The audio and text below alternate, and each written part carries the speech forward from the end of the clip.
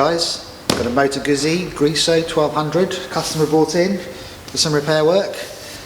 It's absolutely freezing today, I've got my hat on. We had a bit of snow out today and this brave customer still rode his bike in and got it here safely. I've got a list of repair work the customer would like done. It's coming for a clutch. It's got a speedo sensor issue at the back, alternator belt needs replacing, it's got an oil leak from the sun plug where it's cross-threaded it, and customer complaint is he's also got an oil leak from somewhere at the rear, so we're going to start with that first, and he also needs the rear brakes, but we're going to be working in that area so we can check the brakes once we get there. So first things first, getting a bike on a ramp is one thing, keeping it on the ramp is another. Bike security. So we're going to strap this bike down, make sure it doesn't go anywhere, keep me safe and keep the bike safe. So I'm going to start with the back, have a look at this oil leak first and see what we need to order and move forward from there. So we're going to get the bike up and see what we can do.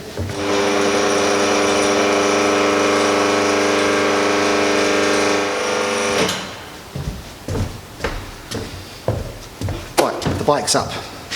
We need to get this wheel off, so we need to get the bike up again at the back. So I've got a modified jack,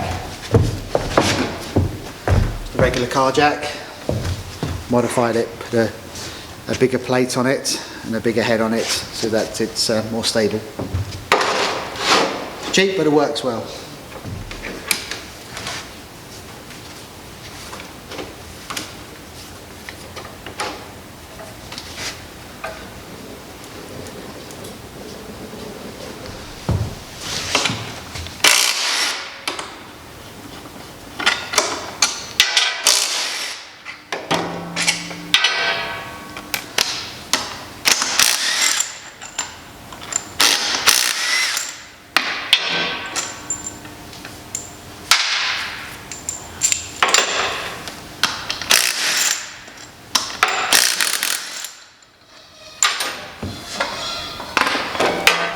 So this is the final drive seal. We can see there's oil residue all the way around, so it's safe to assume this is our oil leak.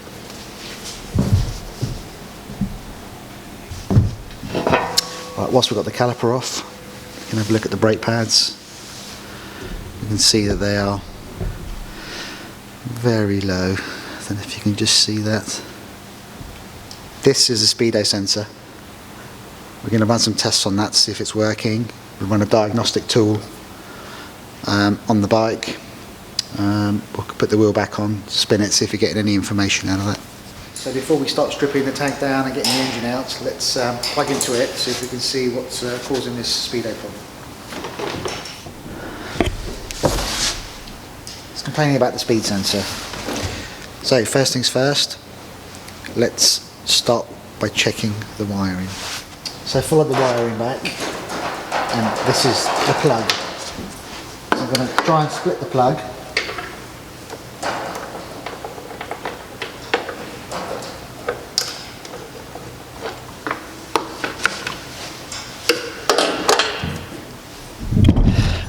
We've got corrosion in there, and a broken wire. Okay, I'm not going to fix that right now, because obviously we've got to get the engine out to do the clutch. To do this wiring repair, there's a lot of things that need to come off. So we'll start taking the battery off, take the tank off, and we'll move forward to doing the clutch first.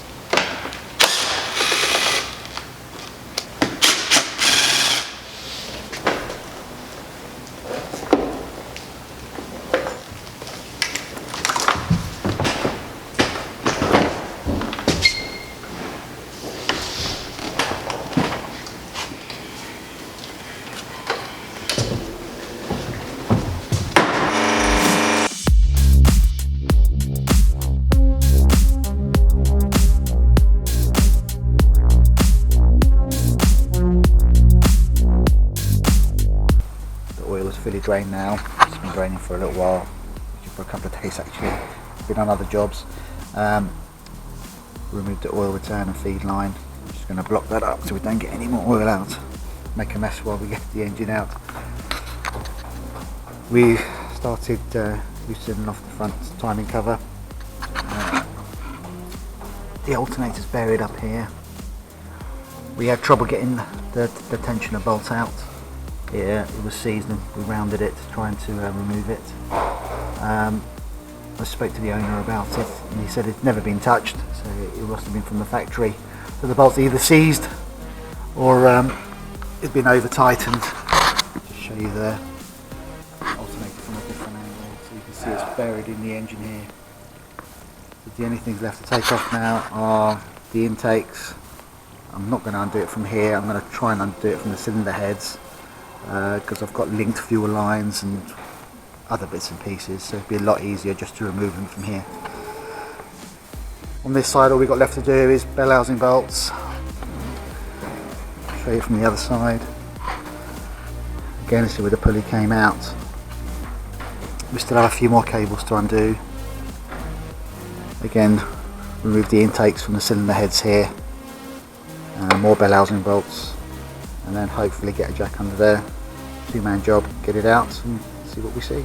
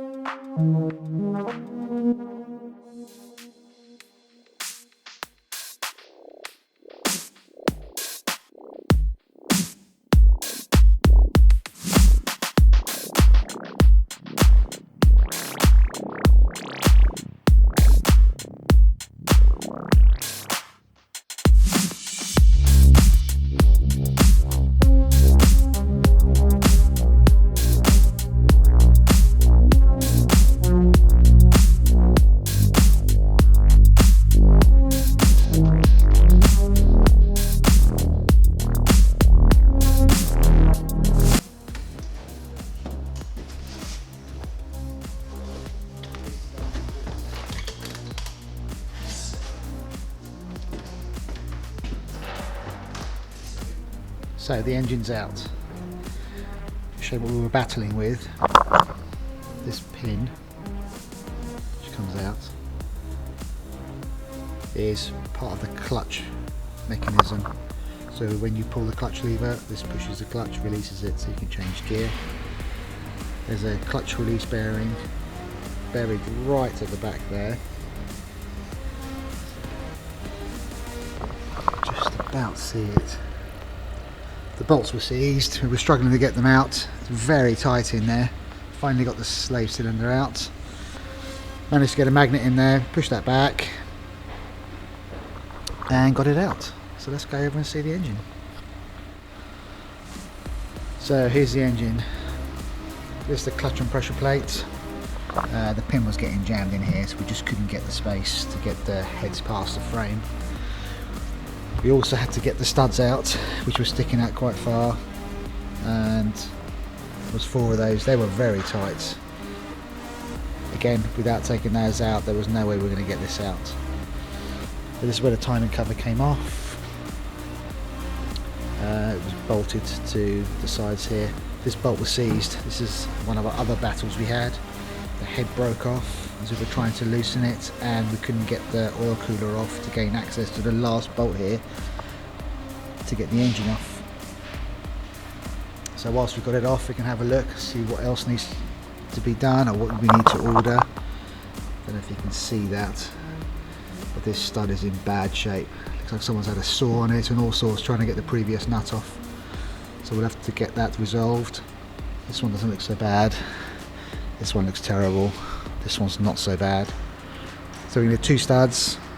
We're going to need to order 2 exhaust gaskets. We're going to need a front cover gasket. We're going to need intake pipe gaskets. We're going to need to order a clutch drive plate. We will check the pressure plate. If you need to order the pressure plate, this is going to cost the customer 3 times more than he'd like to pay. Normally the pressure plates are fine, it's just a clutch wears out. There's actually nothing wrong with this clutch. Customer's going on a trip. His father's got a similar bike. He's had a clutch. According to him, it's a common problem. I've never had to do one. This is the first one I'm doing. So we'll see and inspect, see how bad that is. So this is the alternator. We couldn't free off this bolt to free off the belt, so I had to undo the fixing bolt at the back to get the belt off so we could get the front pulley off. Now I'm not sure if this is seized in there, but it was very tight. As mentioned before, the customer has never had this adjusted. You can see the belt was loose, it's left marks here. We also need to order a seal for here. We need to repair the cabling under here, as I showed you somewhat earlier. That noise of the boys dying to go home. And there we have it. We had to remove this part of the intake in the end anyway to gain access to this stud. See where the studs were.